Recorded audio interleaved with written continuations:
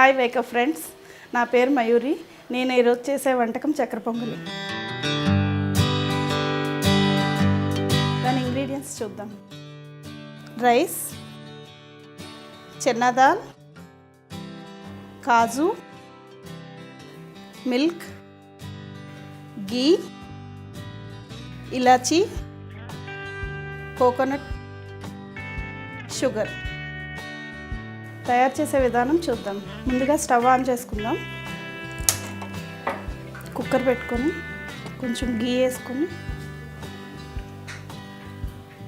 కాజు fry చేసుకొని తీసేసుకుందాం. First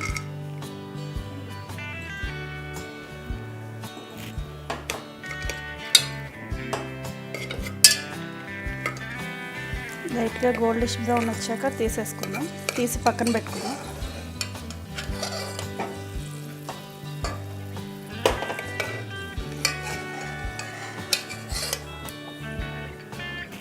ఇప్పుడు కోకోనట్ వేసుకుందాం. కోకోనట్ పీసెస్ ఫ్రై చేసుకుందాం.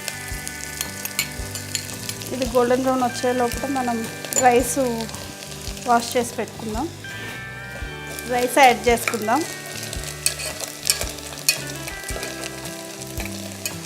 మరీ డీప్ ఫ్రై వద్దు, కొంచెం లైట్గా గోల్డెన్ బ్రౌన్ వచ్చేసాక మనం రైస్ యాడ్ చేసుకుంటే బాగుంటుంది.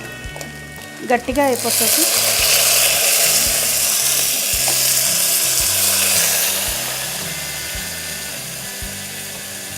కొంచెం సిమ్లో పెట్టుకుందాం.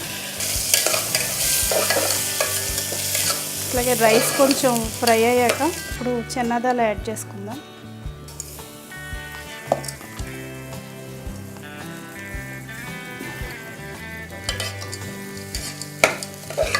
వన్ అండ్ హాఫ్ కప్ రైస్కి 1 కప్ దాల్ యాడ్ చేసుకోవాలి.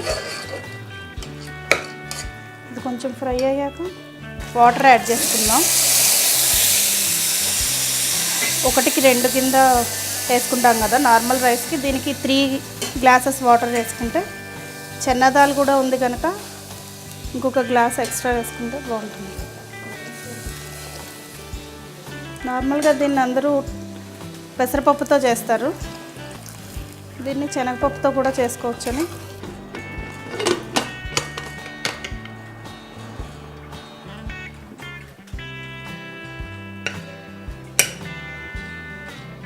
ఇది సిమ్లోనే ఉంచి 3-4 విజిల్స్ వచ్చే వరకు అట్లా పెట్టుకొని. కుక్కర్ విజిల్ వచ్చింది. చల్లారాక ఓపెన్ చేసి గ్యాస్ ఆన్ చేసుకొని ముందే మరిగించి పెట్టుకున్న పాలని ఇందులో యాడ్ చేసుకొని మనం 1.5 గ్లాసు రైస్ వేసుకున్నాం కదా, 3 or 4 గ్లాసెస్ మిల్క్ యాడ్ చేసుకున్నాం. మాసంలో ప్రసాదం కింద పెడతారు, స్పెషల్ కింద. ఆండాళ్ళ తల్లి కూడారై అని 27వ పాశ్రంలో కూడారై ప్రసాదం కింద కూడా దీన్ని చక్కెర పొంగల్ని పెడతారు. దీనిలో ఇప్పుడు షుగర్ యాడ్ చేసుకుందాం. షుగర్ కూడా సేమ్ క్వాంటిటీ, 4 గ్లాసెస్ షుగర్. బాగా పాకం రావాలి.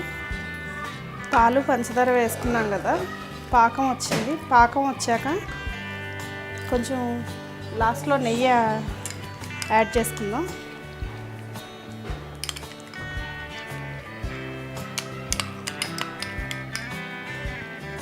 ఫైనల్గా కొంచెం ఉడుకుతున్నప్పుడు నెయ్యి వేస్తే టేస్ట్ బాగుంటుంది. ఇప్పుడు ఇలాచీ కూడా యాడ్ చేసుకుందాం. ఇప్పుడు దీన్ని బౌల్లోకి తీసుకొని గార్నిష్ చేసుకుందాం.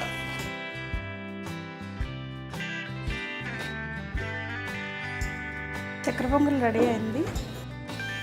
ఇది మీకు నచ్చినట్టయితే లైక్ చేయండి. వేకప్ ఛానల్ని సబ్స్క్రైబ్ చేయండి.